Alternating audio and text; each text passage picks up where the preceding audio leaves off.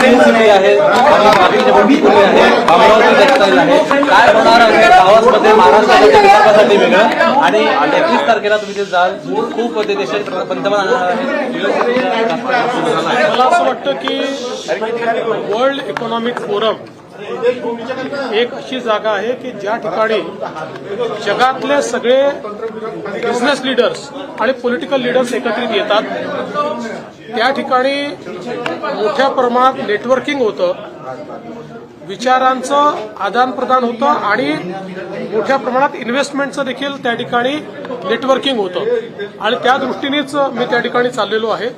अनेक महत्वाच्या बैठकी माझ्या ठरलेल्या आहेत, अनेक बिझनेस लीडरसोबत देखील ठरलेल्या आहेत, काही वर्ल्ड लीडरसोबत देखील ठरलेल्या आहेत. मला विश्वास आहे की चांगल्या प्रकारच्या इन्व्हेस्टमेंट ऑपॉर्च्युनिटीज त्या ठिकाणी मला दिसत आहेत. मोठ्या प्रमाणात गुंतवणूक महाराष्ट्रात आणण्यास आम्ही यशस्वी होऊ हा मला विश्वास है. दावोस जा रहे हैं, क्या विषय दावोस जा रहे हैं? वर्ल्ड इकोनॉमिक फोरम की बैठक दावोस में होती है. वहां पर दुनिया के सारे बिजनेस लीडर्स और पॉलिटिकल लीडर्स आते हैं. बड़े पैमाने पर नेटवर्किंग होती है, आदान प्रदान होता है. वहां पर इन्वेस्टमेंट की जो अपॉर्चुनिटीज होती है उसके ऊपर एक प्रकार से आदान प्रदान होता है. तो मैं उसी दृष्टि से वहां पर जा रहा हूं.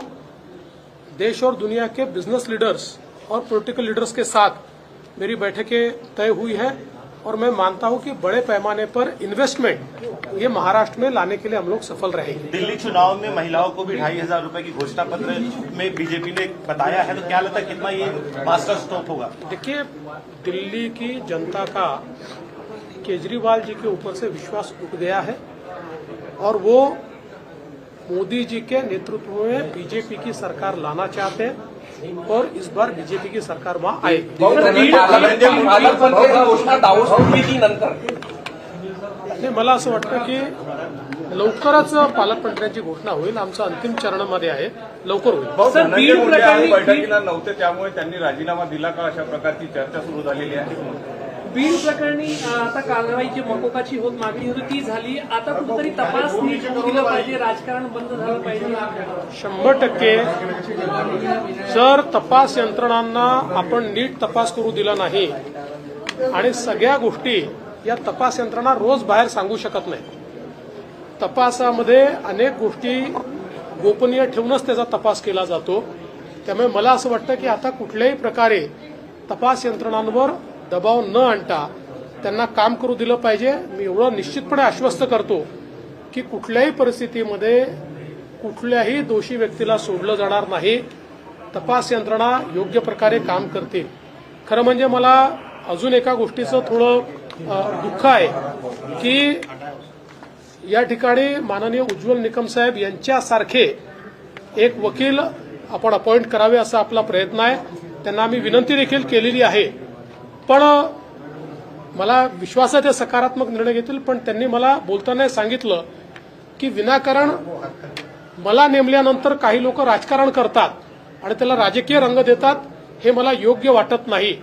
मला असं वाटतं की देशामध्ये अनेक वकील आहेत जे वेगवेगळ्या पक्षांमध्ये आहेत किंवा वेगवेगळ्या पक्षांमधून निवडणुका लढलेल्या आहेत. त्याचं राजकारण होत नाही, परंतु उज्ज्वल निकम साहेबांच्या नियुक्तीवर राजकारण करणं याचा अर्थ कुठेतरी गुन्हेगारांना मदत करण्यासारखा आहे. कारण उज्ज्वल निकमांचा आजपर्यंतचा इतिहास आहे की त्यांनी केस घेतली तर खरे गुन्हेगार जे असतात त्यांना शिक्षा होतेच. आता कोणाला त्यांना वाचवायचं असेल तर ते उज्ज्वल निकमांचा विरोध करतील. या संदर्भात जी माहिती आपल्याला पोलिसांनी दिलेली आहे त्याच्या पलीकडची माहिती आता तरी नाही. बरेच क्लू पोलिसांकडे आहेत, त्याच्यावर पोलीस काम करत आहेत. मला विश्वास आहे की लवकरच पोलीस या संदर्भातला जो काही कारवाई करायची आहे ती पूर्ण करतील.